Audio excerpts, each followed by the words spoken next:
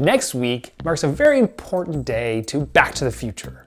Now, if you're a fan of the series and you've seen the second movie, obviously you know that when Marty goes into the far-flung future from the 1980s, he ends up in October 21st, 2015. It's a very different 2015 than we have today.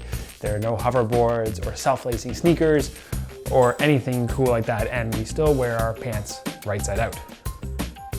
One of the coolest things I haven't mentioned before about props, there's metal props, physical props, weapon props, those kinds of things, fun costumes. But one other really interesting prop that you can collect is paper props.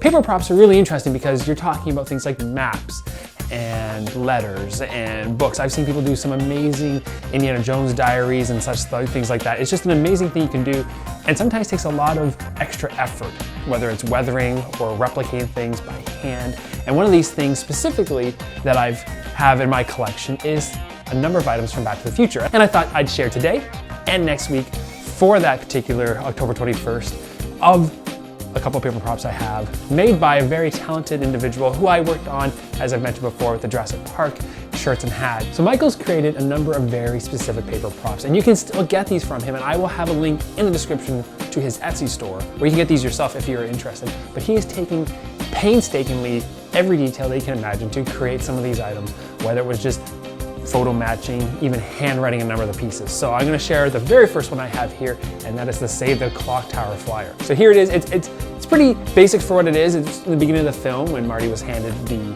Save the Clocktower flyer. But one of the coolest details he has in it is he's got it pretty close to the actual article that's on there. And he spent a lot of researching it. Pretty much everything perfect, but he also added the touch of a little handwritten note on the back with the phone number.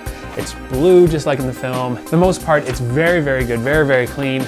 It's a great little piece to have in the collection for sure. It's not the most favorite piece I have from the first movie, which I'll get to here in a minute, but it is a really cool piece to have, and I was really, really glad to get it. Secondly, we have the drawing of the Flux capacitor.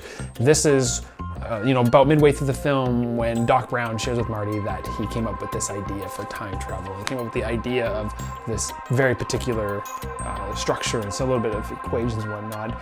Again, very good replication by Michael, and it's just really, really cool how you can take some of these screen caps and zoom in and pause, and sometimes you're lucky enough to even find an actual source piece in auction or someone's collection or whatnot, and be able to get even better details. But some of these he definitely did based on screen caps and research. It's just amazing. But now my favorite piece, which I definitely want to share here, is the letter that Marty writes at the end of the film.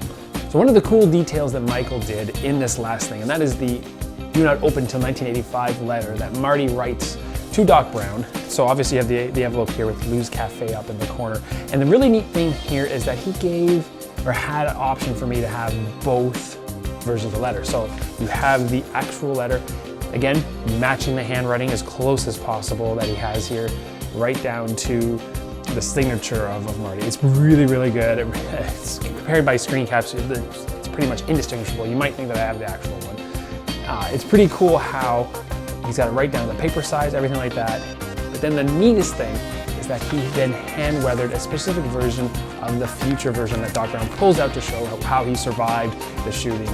Completely dyed and weathered, probably tea and coffee dye as it smells, still a little bit, but completely authentic as far as that's concerned. And this one is my favorite, even out of the clean copy, that this one has that whole weathered look. I really like weathered pieces as they have age, have a story almost. And you can even see the tear marks and then taping back up and regret for tearing and looking into your future. But anyway, I really, really love these pieces. I hope you really like them too. If you have any questions about them, be sure to ask me in the comments below. Again, the description will have a link so you can purchase these yourself if you're a Back to the Future fan and paper prop fan. They're not as expensive as some of the more harder, weapon or hand props that you can get, or even costume pieces with Back to the Future. I mean, there's like shoes and hoverboards and everything like that. Fortunately, I don't have many of those things, but I may talk about them at a future date for sure. Be sure to click over here to subscribe. I will have another Back to the Future video next week, as I've mentioned, so I can't wait to share that with you guys as well. For now, if you want to click here and click here, you can check out 2 more of my videos. As always, thank you so much for liking and subscribing, but most of all, thanks for watching.